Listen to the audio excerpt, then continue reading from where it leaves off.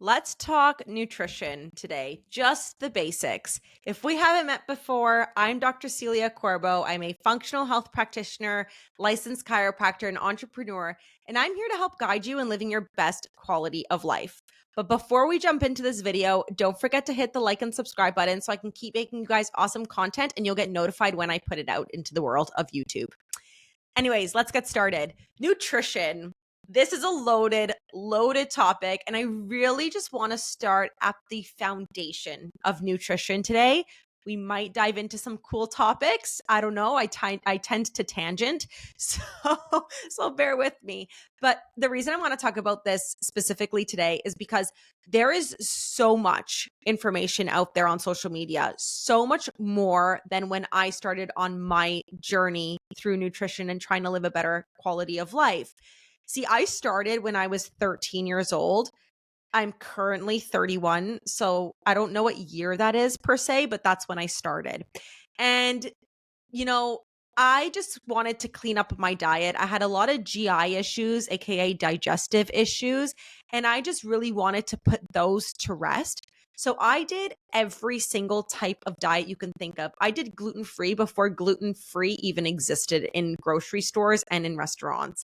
I was doing volumetrics diet. I did paleo and keto, and I did vegan. Oh, my favorite. And I'm being sarcastic. I was vegan. And I just did so many crazy things to my body through food that I now see a lot of people doing. And I see that pattern, restrictive dieting and limiting what you're eating and saying no to things that make you happy, all in the name of diet. And, when it comes to nutrition, food is fuel, food is medicine. You need to eat food in order to survive. And I want to talk about the macronutrients, the micronutrients, how to read a nutrition label. I feel like that has not been taught, and we definitely should go into that. And then just what can happen if we're not fueling our body, but also our mind with healthy, nutritious thoughts and food. So, let's start off with the macronutrients, which are carbohydrates, essential fatty acids, protein, and yes, alcohol. Alcohol is a macronutrient. And the reason why we have alcohol as a macronutrient with carbs, fats, and proteins is because there is a caloric value to alcohol per gram. So when it comes to that caloric value, carbohydrates per gram, it's about 4 calories per gram. Same with protein. So for every gram of protein, there is 4 calories per gram. Fats, it's 9 calories, and alcohol is 7 calories per gram. So that's why these are considered macronutrients, because they have a caloric value to them when you consume them. A calorie is a unit of energy, just like how USD is the currency in the United States and CAD is the currency in Canada. Calorie is what your body understands to use in order for it to thrive and function. Now, let's talk about each of these macronutrients. I first want to start off with alcohol because this one's really short. It's a poison. That's all I'm going to say about that. I don't drink anymore. I used to drink. I used to enjoy a glass of wine here or there. I used to enjoy going out with my girlfriends and having a bit too much to drink. Like, I used to do that. I'm not perfect, and I haven't lived this like angelic, healthy life since the beginning of time. But it reached a point for me with alcohol that I could not handle the way that my brain felt the next day. My anxiety was through the roof. Like, I couldn't handle it. And I just hated the way that I felt. I wasn't rebounding as well as I did in my 20s, and I felt it. And when I was at work the next day, I was like, ooh, ugh, this is not fun. I don't like being at work like this. So I quit. I quit alcohol. I recommend it, but that's your journey to go on if you choose to. Let's talk about the other 3 macronutrients. Let's talk about carbs first. This is like the devil of food, isn't it? No, that's a lie. Carbohydrates are so healthy for you, and it bothers me so much when people try and cut out carbs. I also was one of those people that tried to cut out carbs. And honestly, once I added carbs back into my life, I am a happier person. Like, I love life now. Why am I depriving myself of carbohydrates? Carbohydrates give us sugar that our body uses for energy. Now, there are different types of carbohydrates. There are your fruits and veggies, those are carbs. You even have your grains like quinoa, rice, buckwheat, barley, oats. Those are carbohydrates. Then you have carbohydrates that are considered refined carbohydrates. And the reason why they're refined is because they've been through quite a process. So, for example, pasta, pizza, donuts, potato chips, those would be considered refined carbohydrates. Same with bread. Honestly, let's go there. Bread is considered a refined carbohydrate. And the reason why is because they strip the crop of its nutrients. So that way they have to add everything back in again at the end, which they call fortifying, but it doesn't necessarily have all of the goodies that it did when it was in its original form. So refined is when they've really altered the product. The more pure, the more natural, the better. That's the message for this whole video. The more natural, the better.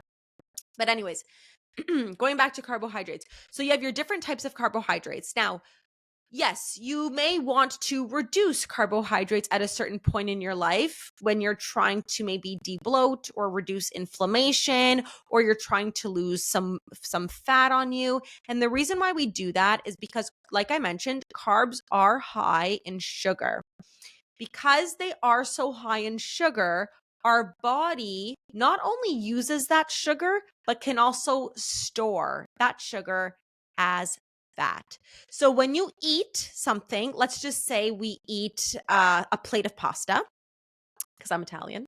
You eat a plate of pasta and you're breaking it down. What ends up happening is there's an increase and a release in a hormone called insulin.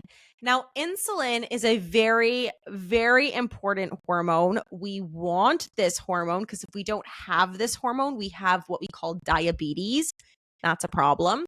But we want insulin to take the sugar that we just ate and put it into our cells so we can use it as energy. This is where the problem happens.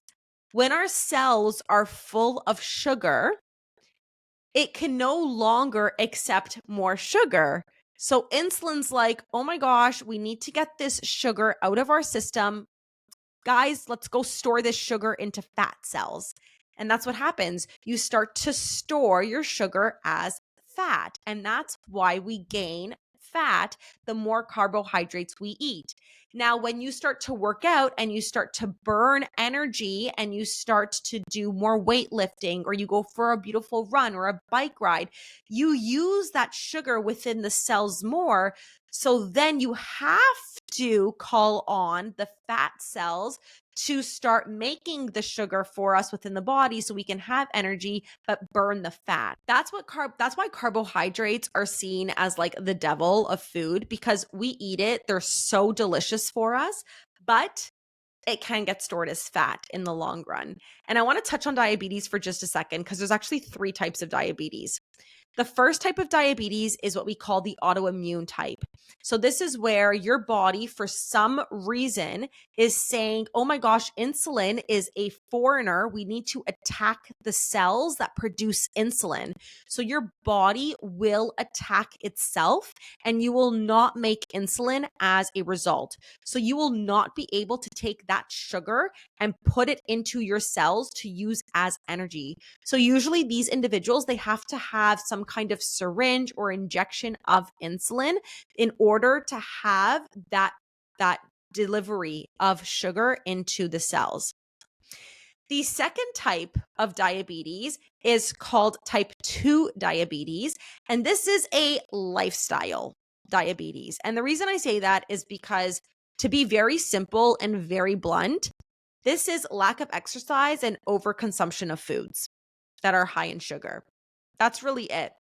And, I'm going to get a lot of people in the comments saying probably thinks otherwise. If I do, great. If I don't, great. As humans, we're designed to move. We're designed to hunt down our food, eat it, rest, and repeat. Repeat the process. But with the beautiful evolution of the industrial revolution, we now are mass producing our food. So we don't actually need to hunt it unless you want to hunt it as a sport. But you don't need to hunt it because it's already conveniently waiting for you on the shelves of your grocery store. So you drive in your car to get to the grocery store, to come home to eat at a table, and then you go lounge on the couch. Do you see how movement has not been in that scenario other than a few steps in the grocery store to get your food?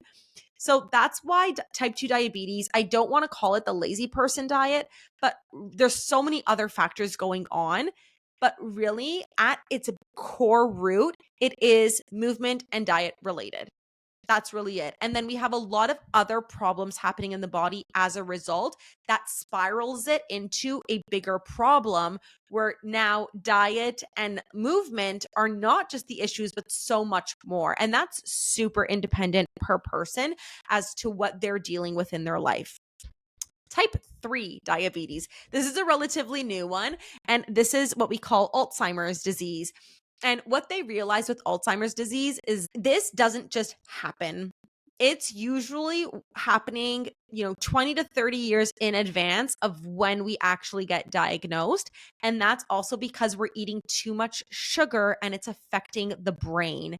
Now, with Alzheimer's, the way that it works is we have these plaques that start to build up in the brain. They're called beta amyloid plaques, and they are really destructive. And basically, there's this issue with a protein called tau proteins, TAU. And that basically causes for the degradation of the brain. And that's why we start to see these really big gaps in the brain if we were to look at an MRI of an Alzheimer's patient, because the brain is destroying itself. And that's a problem. And if we were to watch how much sugar we consumed in our diet, that would be a huge help in preventing this type of diabetes / Alzheimer's disease in manifesting in our life.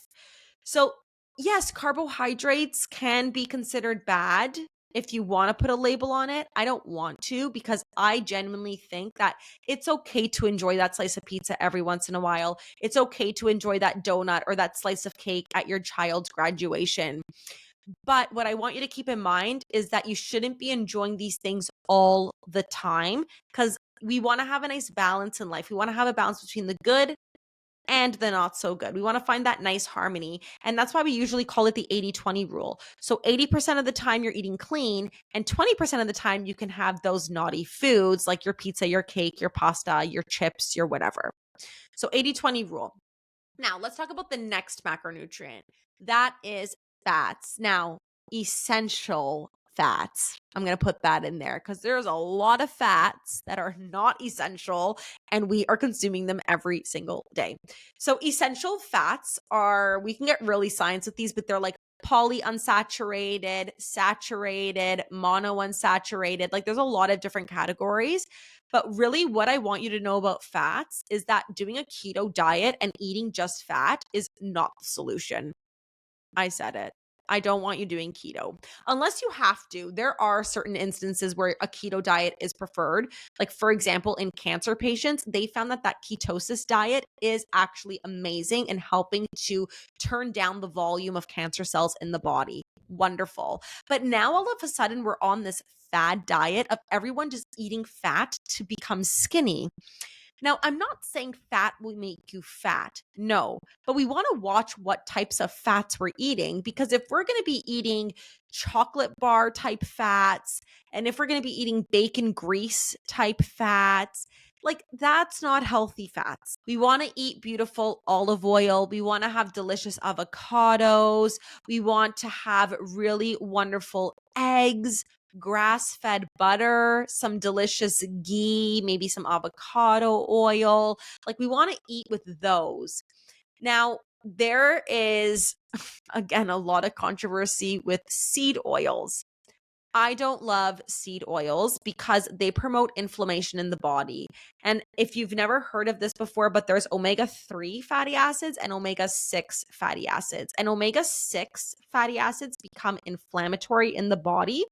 Although we need omega-6, usually when we eat them in our diet, they become inflammatory because the body's really good at regulating omega-6 in the body. That's what a seed oil is. It is high in omega-6. So when we're consuming seed oils, we're consuming a lot of inflammation. And why would we want to do that? Did you know that canola is not even a legitimate plant, and canola actually stands for Canadian oil? Yes, my fellow Canadians, we developed canola oil. Isn't that so sad? I'm so sorry, humanity. That is awful.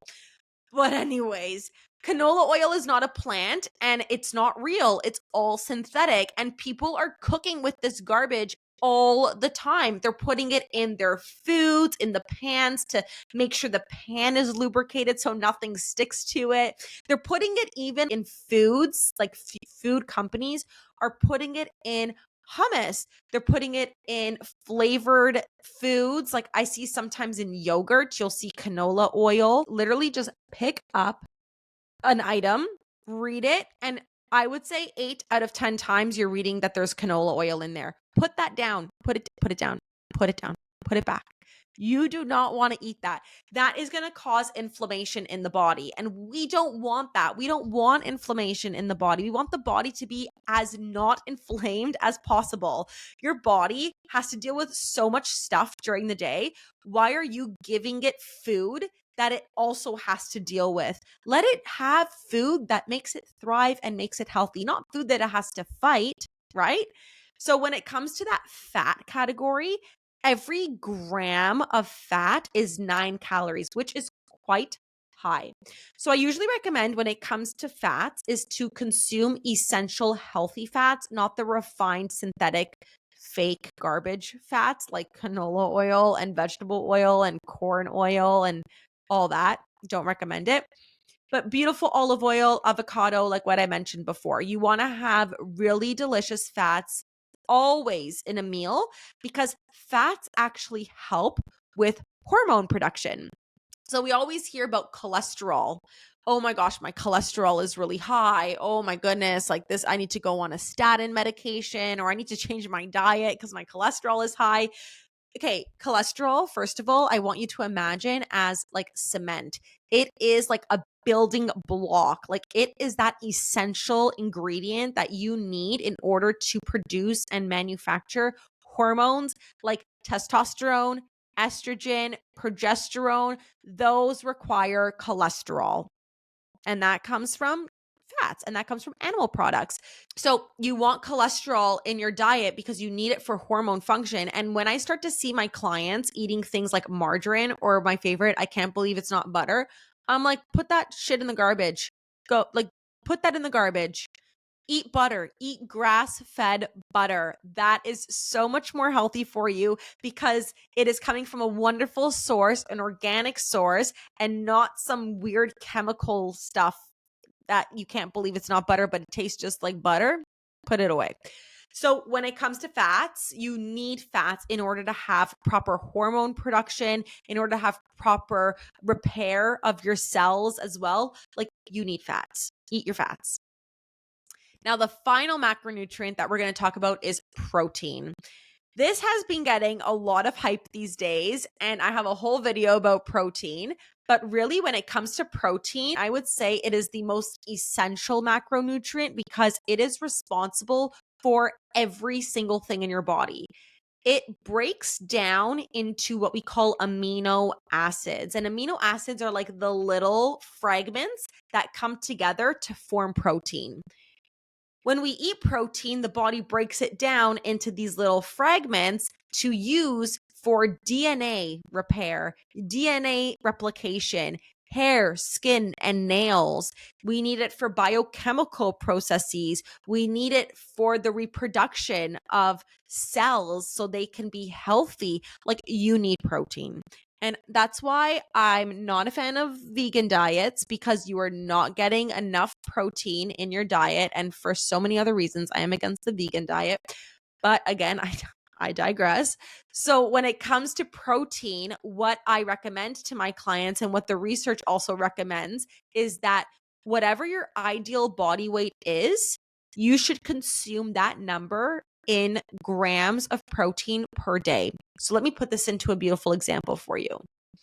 If my ideal body weight is 135 pounds, I should be consuming 135 grams of protein per day. If your ideal body weight is 200 pounds, you should consume 200 grams of protein per day. It's that easy. Now, what gets confusing is how much is what protein? How much do I eat in a meal? Okay, let's break it down.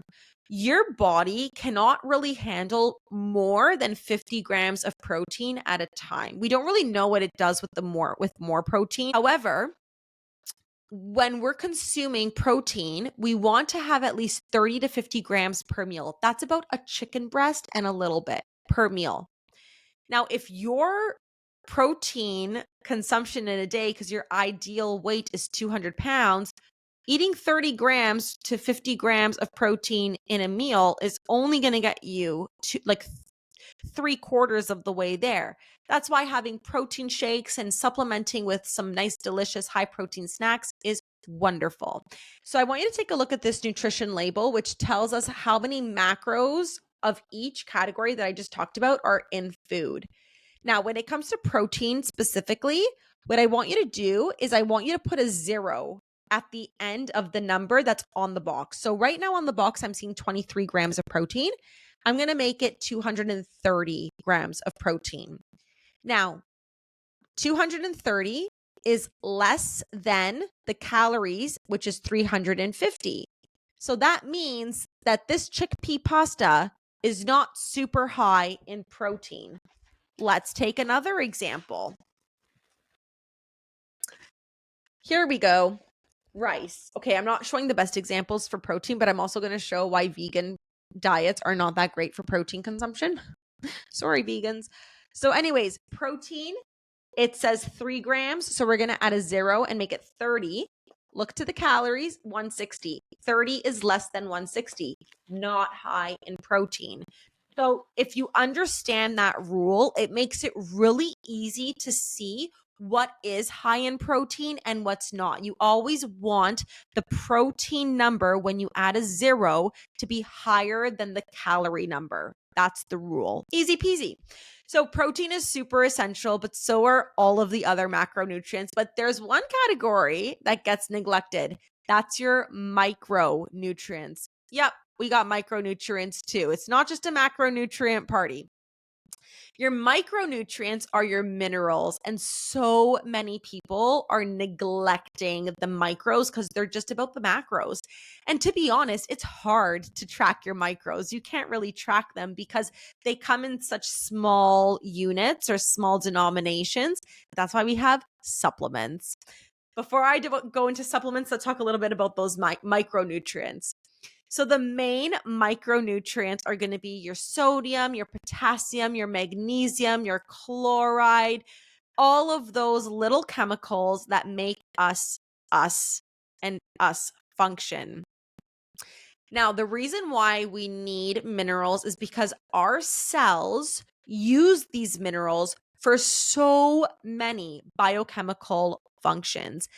To give you an example, there's actually a pump on our cell called the sodium potassium pump, and that helps with energy production. It's literally called sodium potassium. So where are we getting sodium and potassium from to support this pump? We're not, right? Because now all of the diet and nutrition people are saying, don't eat salt. It's so bad for you. Stop eating salt. No, eat salt. But I love drinking electrolytes every single day. And no, I'm not sponsored by them, but LMNT electrolytes are the freaking bomb. I drink them every single morning. And then if I am doing a workout that day, I will drink a second packet that day. And I'm telling you, I did not know how I lived my life without electrolytes before consuming electrolytes. I was constantly thirsty. I felt like I could never relieve my mouth of being parched. And then my skin felt like it was flaky and it was just a mess. I'm telling you, electrolytes changed the game. I'm no longer like quenching for thirst. I'm just so content all the time, drinking my minerals, refueling my micronutrients, and my body, I can feel it, is thriving. Now, you can get your nutrients, your micronutrients through electrolytes. And I'm looking at my water bottle right here because I put electrolytes in there. But also, another way to get your micronutrients is through supplements. And I'm a huge fan of supplements. And I have a lot of people who throw this comment at me like, oh, but I'm just going to get my nutrients from my food. Okay. Have you seen where your food comes from? It comes from a polluted chemical field where they spray pesticides all over the place. The soil is basically dry dirt. Like, where are you getting your nutrients from? Our food is so poor quality these days that you are getting just the feeling of being full. Honestly, unless you grow your own food, you should be supplementing. And I mean that from the bottom of my heart. Now, when it comes to supplements, they are not candy. Let's just remember that. Although they are very available, natural food stores shelf, doesn't mean to be like, oh, yeah, I'm going to try this one now. Or, oh, yeah, I'm going to try that one. No, I highly, highly encourage you to work with someone who knows about supplements like myself, where we can understand what you actually need so you can support your body and you're not playing a guessing game with supplements, which can throw a lot of biochemical processes off track. I did that and I thought I was doing my body such a I thought I was so healthy.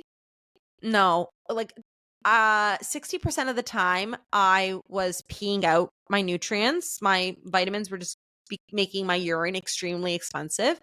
And I actually was taking all of the wrong supplements because I realized by doing my genetic protocol, my functional health protocol, when I did my lab work, I can't handle certain supplements. And that's why it gets so meticulous. I'll say that. And it could be very overwhelming because, like, oh my God, I just want to be healthy.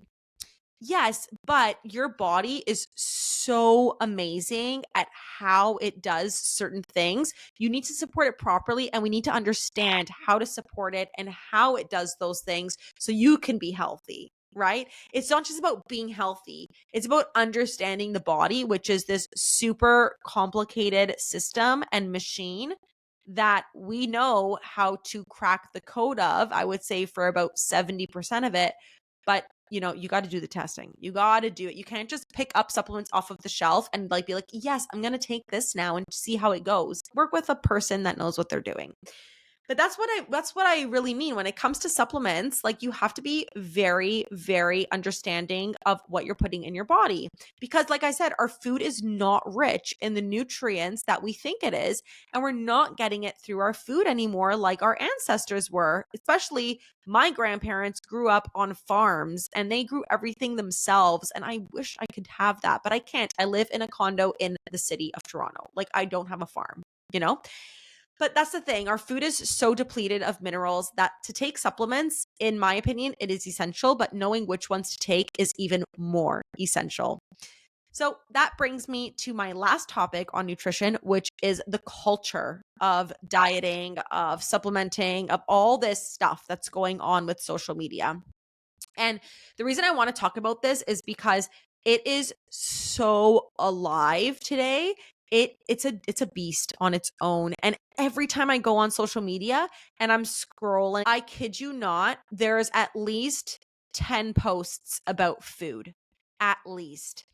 And someone's telling me what they ate during their day. And someone's telling me about don't eat this and eat that. And you should look at it like this and like that. And I'm like, wow, like, this is overwhelming. And I'm very content with my lifestyle and I'm very understanding about food. And it's overwhelming for me. I can only imagine what it's like for someone who doesn't really know in this industry what's going on. So let's talk about it. Let's talk about it right here, right now.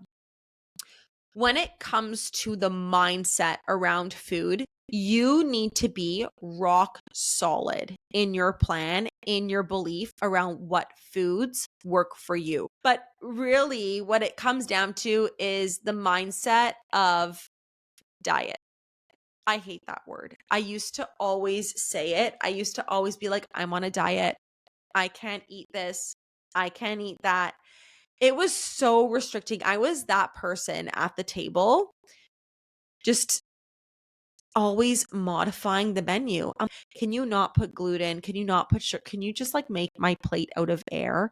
And, I would get made fun of a lot, but I would be like, no, leave me alone. Like, this is what I need to do. It's for my stomach. It's to make me healthy. But then I realized, I don't know when it clicked, that I was doing it because I was so scared of food in general. I legitimately had this huge fear of food. I was scared it was going to make me fat. It was going to make my stomach blow up into pieces because I was so sensitive. And to this day, I still have that sensitivity, but now I know what to do to keep it on track, right? But I legit had this fear of food that it consumed me and it was taking over my life and my social life. And it was so exhausting. And I wish it upon no one. And that's why when it comes to food and when it comes to that mindset, I never tell my clients we're going on a diet. Ever, ever, ever. Never, ever. Because it's stupid. Because a diet automatically implies that there is a restriction in place. It automatically tells your brain we have to cut out things that make us feel good. No, you don't. Instead of calling it a diet, I want you to call it a lifestyle change. And I'm sure you've heard of that before. If you haven't, then you're hearing it now. But we're making lifestyle changes so that way we can have a better lifestyle. What? Oh my goodness, so exciting. That's what we want. We just want to have a better lifestyle. And I mentioned it way early on, if you're still listening to this video, about the 80-20 rule. So what I tell all my clients, 80% of your time eating should be clean. And then 20% of the time you can have like those one or two naughty foods that you're going to be like, oh my goodness, this tastes so good. And it's a treat. Because again, calling it a cheat meal, it automatically tells your brain that's not good. I'm guilty. Oh my God, I screwed up. Screw this. I'm off the diet. I'm going to go now and attack a Tim Hortons restaurant and eat all of the donuts and Timbits. No, calm down. You are fine. Okay, so what? You had one thing. It was a treat. And in the beginning of making lifestyle changes, you will on occasion enjoy more treats than you would like to. And that's simply because you're changing your neurology. The way we've seen food, it's been since birth. You've grown up with certain foods, you've grown up in certain religions and cultures, and have always had some type of food around you. And now you're trying to break that code and do something different. And your body's like, whoa, what's going on over here? I don't like this.